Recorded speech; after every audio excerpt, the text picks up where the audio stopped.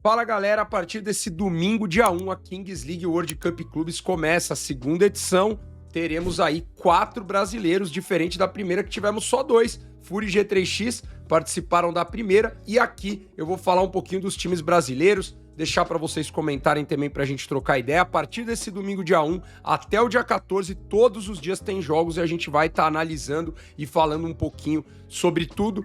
Vou falar hoje aqui sobre os 4 times brasileiros e vou pontuar 3 coisas importantes que eu acredito de cada um dos times. Será que a gente vai ver isso? Será que a gente vai ver melhoras ainda nisso daí?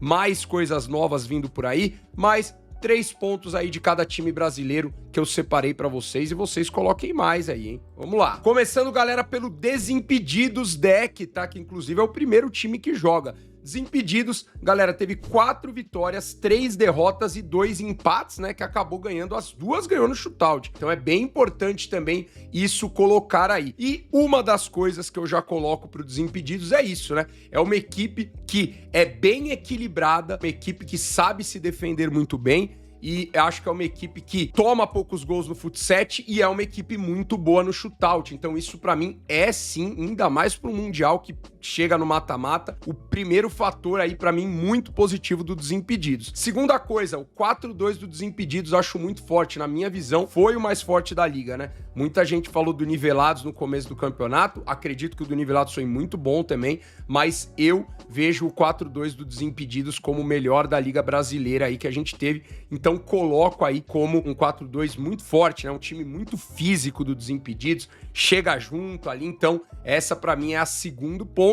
E o terceiro ponto vem um pouquinho sobre a contratação do Léo Gol. Eu acho que o Desimpedidos consegue dar um passinho melhor aí pra questão do escalonado e dado. O Léo Gol é um baita jogador nessas partes do jogo, além de ser um jogador muito bom no jogo também, então eu colocaria também uma grande qualidade. O Desimpedidos pode ter um escalonado melhor ainda. Para mim, destaque do Desimpedidos, né? A gente, obviamente, que tem vários de cada time, mas eu vou colocar o destaque do Desimpedidos, o JP, tá, galera? Então, JP é o meu destaque. Vamos agora para mais um time brasileiro que tá no Mundial, o Fluxo. 3 fatores do Fluxo. A primeira, eu acho que a mais característica do Fluxo, transição rápida, né? Um time que transita muito rápido, é um time que tem um bom contra-ataque, termina as jogadas rápido e com eficiência. Então acho que é o time aí que teve, né, junto com o G3X e com a Fúria, durante o momento da liga, eram transições muito rápidas, a do Fluxo muito boa, muito importante pra mim, o primeiro coisa. Segunda coisa, jogadores multifuncionais, né? Eu acho que os jogadores do Fluxo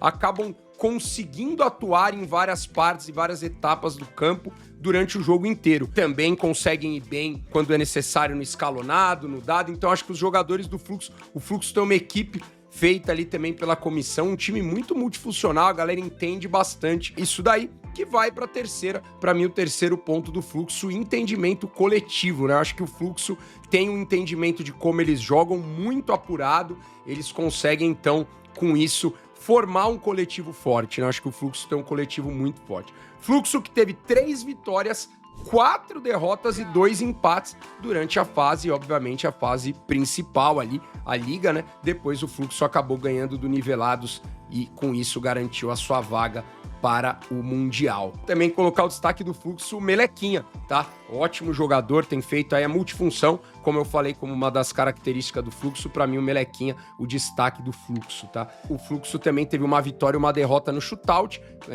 durante, né, a temporada regular, e depois a gente tem, então, o Fluxo vencendo o Nivelados por 4-1 e assim garantindo a sua vaga, acabou perdendo a semifinal pro Dendele de 6-5. Vamos falar do Dendele agora, né? O Dendele que teve 2 vitórias, 3 derrotas e 4 empates, né? O Dendele teve 4 empates, ganhando 2 shootouts e perdendo 2 shootouts. Um time, cara, que até nisso muito equilibrado, um time que cresceu muito no final do campeonato. E depois dessas 2 vitórias, 4 empates e 3 derrotas, o Dendele venceu o G3X por 8-4. Aí conseguiu a classificação para o Mundial, ainda conseguiu vencer o Fluxo nas semifinais numa virada incrível e na final acabou perdendo para a Fúria. Dendele que tá num momento muito bom, né? Até externo de tudo que tá sendo vivido aí pelo Dendele, é um dos times que a gente mais está hypado para assistir. Primeira qualidade que eu coloco forte do Dendele é o futset, né? O time de futset muito entrosado e muito forte, né? Realmente os jogadores que já se conheciam, o draft acabou conseguindo priorizar bem e jogadores que acabaram também, do meio para frente principalmente, entrando na Kings League, né? Entendendo que é a Kings League, e aí o entrosamento que já era algo bom, mas não era algo tão efetivo para a Kings League, se torna algo bom e efetivo. Então, com certeza, o futset do Dendele é um dos melhores aí do mundo. Bom entendimento das fases e ideias do jogo, isso é bem interessante do Dendele. O Dendele parece que cada vez mais tem se comprometido mais a cada fase do jogo, entender o que eles são melhores, o que eles são piores, no momento que a carta pode ser utilizada e você tem que mudar uma postura, ou no momento que o adversário usa alguma coisa e você tem que mudar uma postura também. Eu acho que o Dendele tem entendido isso muito bem, e isso tem feito ele de um time muito equilibrado e muito perigoso em todas as fases do jogo, né? O ótimo entendimento. E o terceiro, que eu acho que é algo bem importante do Dendele também, muita gente não fala, muita gente fala mais pela questão de cera, eu não acho que isso seja só cera, o controle do tempo e clima do jogo, né? O Dendele parece que tá sempre com o clima, principalmente essas últimas partidas, sempre com o clima do jogo controlado. Então, quando eles estão precisando de gol, porque não é toda hora que o Dendele tá na frente, mas quando eles estão precisando de gol, o clima do jogo é eles pressionando.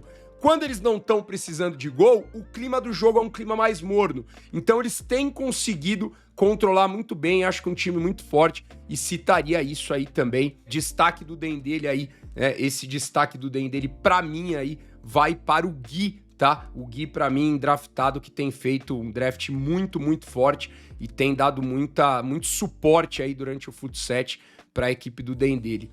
Vamos lá então, agora vamos para a Fúria, tá? A Fúria, grande campeã do Brasil, melhor time da Liga Brasileira e um dos grandes favoritos ao Campeonato Mundial. Então, óbvio, não só a Fúria, como todos os times, tem mais do que 3 qualidades. Eu tô citando 3, exato, para que você também coloque mais algumas aí nos comentários. Fúria, então, primeira qualidade, um dado escalonado excepcional, né? Muito forte, muito bem equilibrado, muito bem treinado e muito efetivo, né? Os jogadores entendem muito bem, então escalonado da Fúria é um grande ponto muito forte da Fúria, e a Fúria se aproveita disso na grande maioria dos jogos. Segundo grande ponto da Fúria, contra-ataque mortal, né? O contra-ataque da Fúria, a Fúria que marca no 3-3, o contra-ataque da Fúria é muito, muito bom também. A Fúria é um time que marca forte e quando ela recupera a bola, ela sabe e quer resolver na grande maioria das vezes. Rápido, tem uma transição muito boa e o contra-ataque muitíssimo perigoso, seja com o Lelete, obviamente, né, um dos melhores jogadores do mundo,